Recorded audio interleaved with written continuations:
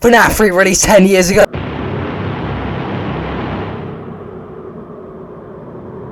Alright then, I think most can argue that the first few Freddy's games are some of the most nostalgic, but FNaF 3 is easily one of the most controversial of the bunch, with a lot of people kinda hating it. Something about its gameplay being boring or something. Dude. Well, in my opinion, it's the best one. Allow me to explain why.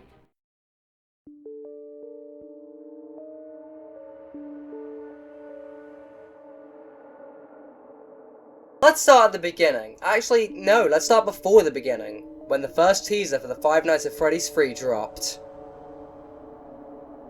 Ah, a classic. The first teaser for FNaF 3. So simple. So much charm. I wasn't really a part of the theorizing and stuff when it first appeared on ScottGames.com because, you know, I was, what, 6? But that doesn't mean I don't know what I'm talking about. I mean, pretty much everyone does at this point when it comes to this stuff. Some people thought it was threadbare if you mirrored the image, and if I remember correctly, Dorko thought it'd be some kind of golden foxy, which... Everyone was freaking out over this. This was going to be the grand finale, the stunning conclusion, and we kept on freaking out until the next teaser appeared on Scott Games. This teaser is probably one of my favourites. It's very simple, but it reveals to us immediately this game's placement in the timeline. The bots from the last game have been forgotten, dismantled, telling us almost immediately that this game is a sequel, not a prequel. And that's already it for this teaser. Okay, never mind. Yeah, FNaF 3's got that brighten the image gimmick introduced in the FNaF 2 teasers, giving us all a better look at the design of this new guy. It's still pretty dark, but I think this is the point where people were beginning to realise that this was a bunny, not a bear or a fox. But don't quote me on that. It's also when the name Salvage was given to him, which, I'm not even gonna lie, is just a badass name. And alongside that, I'm pretty sure there was a theory that arose around this time that Salvage would use the box of parts to build an animatronic to come after you. But again, don't quote me on that. Either way, very awesome teaser. Then there's just purple text. He always does. Pretty much revealing instantly who this new guy will be. Next up is a reveal of the map that we all know and love. Again, I was like 6 at the time, so I didn't get involved in any of the discussion about it. But I'm sure y'all were confused as to why the map was just corridors. There's also another image brightening thing here, showing an extra layer to the map, with 8-bit gaming suggesting them being secret passageways or shortcuts for employees. Or something like that. But the general consensus is that they were vents, so yeah. Also, if you flip the map upside down, it's Scott's avatar slashed to do from There Is No Pause button. Pretty neat. Oh god. Then there was the Balloon Boy teaser. Not much to talk about here besides the CD plus in his hand, the 10 if you brighten the image. Still pretty cool though. And finally, the It's All In Your Mind teaser. Not much to say other than it reveals these screwed up, burnt version of the guys in the previous games are just hallucinations. He also had a Steam post talking about FNaF 3 beta testing, but something was off about it. Certain letters were doubled, and when put together it reveals My name is Springtrap. I'm not even gonna lie, the way Scott revealed this, it just goes hard as fuck. There's also the trailer, which I find to be pretty damn good. And I don't really have much to say except the scene of Bonnie glancing at the camera and Springtrap twitching on the floor are really cool. And do foreshadow certain moments in the game. And then, the game dropped.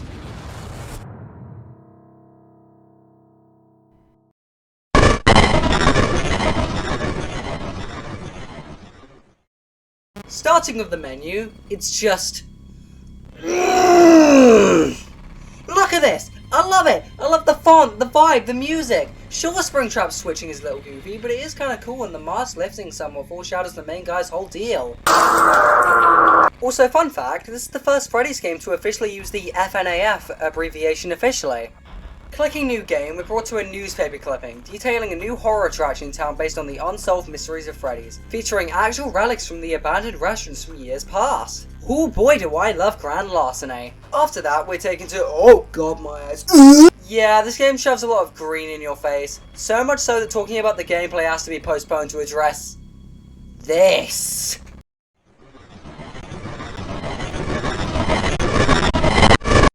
Also because I freaking love this game's atmosphere. Despite the sheer amount of green, I've been able to look past it and really see what Scott was going for here. It's got that level of decrepitness you can only expect to see in a place like Fazbear's Fright. I think Bonnie's Corridor and the arcade games are just a perfect example of what FNaF 3's atmosphere is like at its best. And despite some rooms having pretty good lighting, it still feels like anything could be lurking around the corner. Plus, the green does actually help with the horror a little in the sense that Springtrap, a character who's primarily green, blends into the environment really well. Matched with the fact he intentionally hides in the shadows and tries to be stealthy, making you lean in looking for him, makes him a perfect design for Fazbear's Fright. I also think it's worth mentioning the phantoms just look awesome. They've got a certain charm to them I can't quite put design-wise, and the way they all look charred and burned is really good foreshadowing for... Though despite this one being my favourite atmosphere in any FNaF game, I do have some issues with it. Which is, it's not really built like a horror attraction. There's nothing that scary beyond the flashing lights, and the mannequins just aren't really that creepy to me. It would have been nice to see something on the map that looked like it would have been a mechanism for a staged jump scare or something. Maybe something like this? I felt Foxy would have been the best to do this with, as he's the most broken one in FNaF 1. But my idea is to have Foxy's hearts behind a curtain with his head hanging from his hook arm attached to the ceiling, with some of his other parts on the floor. Kinda like how a horror movie killer would display a victim, which is kind of foreshadowing if you think about it. Seeing stuff like that throughout the attraction would have been awesome to see. Things that look like they could have believably been part of a haunted house attraction. Anyway, enough postponing. Gameplay time.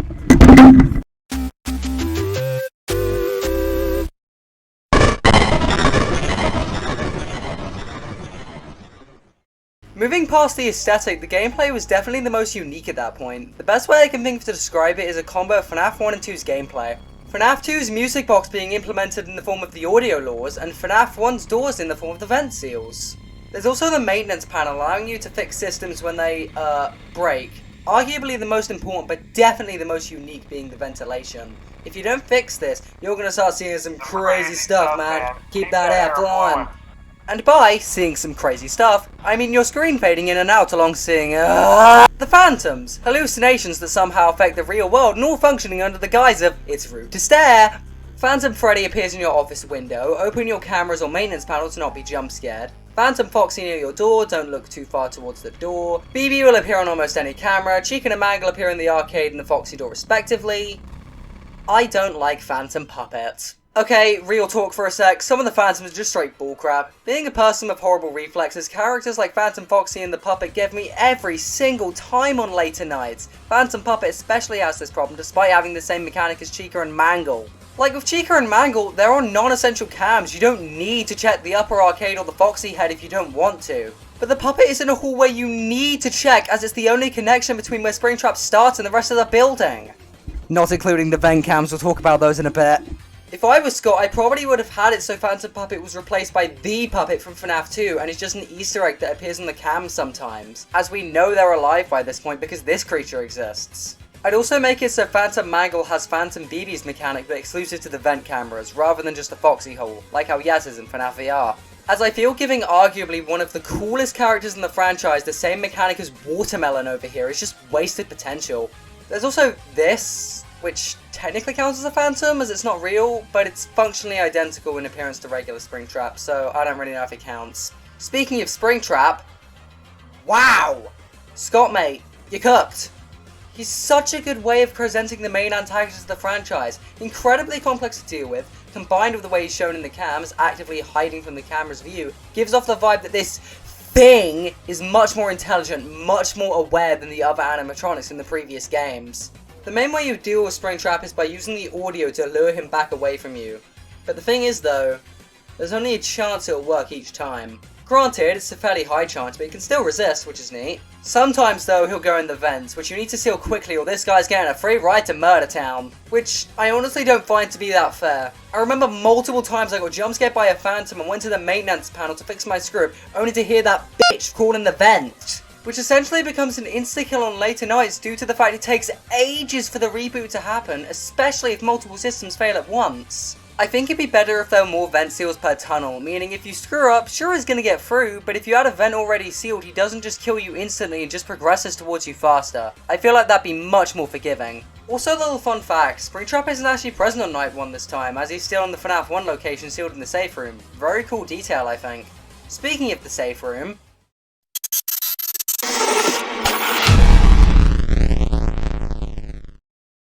Yeah, this game brings back the minigame mechanics introduced in FNaF 2, this time with a reason to play them beyond.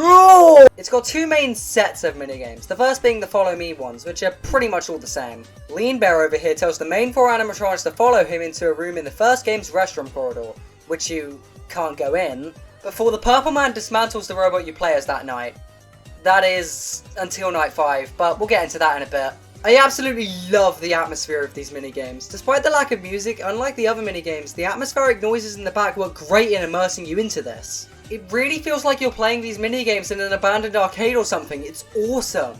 Alongside this, there's a detail that in this minigame, the rats on the floor and drips on the ceiling, definitely not foreshadowing, do good in indicating that at this point the FNaF 1 location has been abandoned for a while now. There's also what fans have dubbed Clue Corridor, which gives you clues on how to access the other minigames. There isn't an official or fan-given name for these ones as far as I'm aware, so I'll just call them the cake minigames.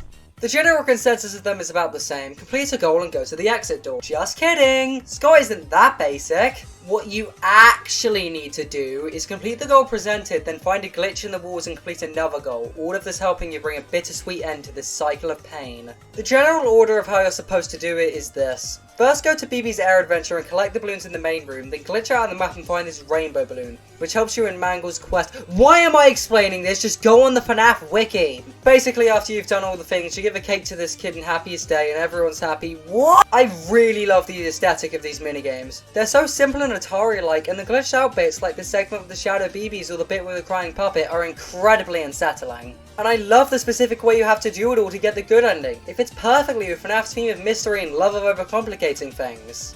Though the aesthetic of all the minigames... The pixel art itself is fine, I guess, but the pixel artist in me is internally screaming at the fact the pixels don't even snap together properly. Same issue with the FNAF 2 sprites actually, but I can see all the appeal behind them. They have a certain charm to them. It just would have been nice if Scott used the pixel art software rather than MS Paint, or whatever software used to make the sprites. Now, about Night 5's minigame. Aubergine Fellow over here is that diddly darn Springtrap if you haven't figured it out already. Basically, the story is, 30 years after the original location shut down, an amusement park in the area all of this happened, decided to turn a crisis into cash, coming up with the genius idea to find and use the actual relics in the old establishments, hoping to find some animatronics. You know, the same ones that were rumoured to be haunted back in the day? I think the game's description puts it best. At first there were only empty shells, a hand, a hook, an old paper plate doll, but then a remarkable discovery was made. The attraction now has one animatronic. Little did they know, they found the infamous killer behind the missing children's incident, sealed away for a long time after a futile attempt at defending himself from the shadows of his past, now possessing his own creation. A week goes by, and the day the attraction was supposed to open, it mysteriously burns down, with what little they could find in the rubble being sold off at public auction.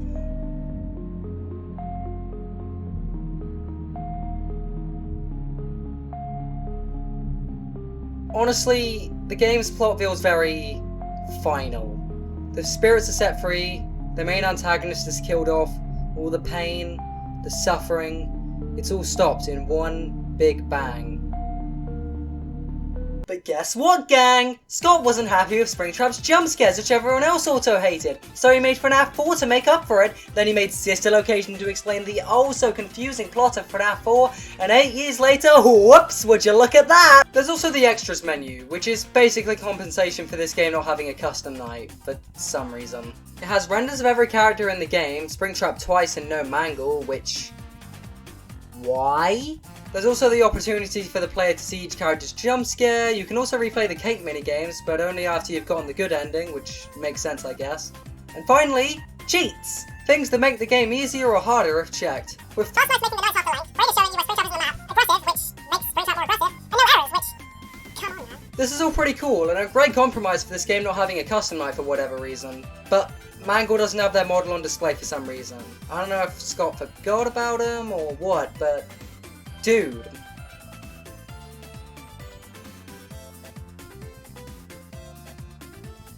Overall, FNaF 3 is actually amazing in my opinion. Despite my issues with it, I'm able to look past them in favour of awesome character designs, an amazing atmosphere, a finality feeling story, and just generally being pretty damn scary and fun. But with all that said, I think it's time to rank the game. I think I can only give this game 4 accounts of theft of private property out of 5.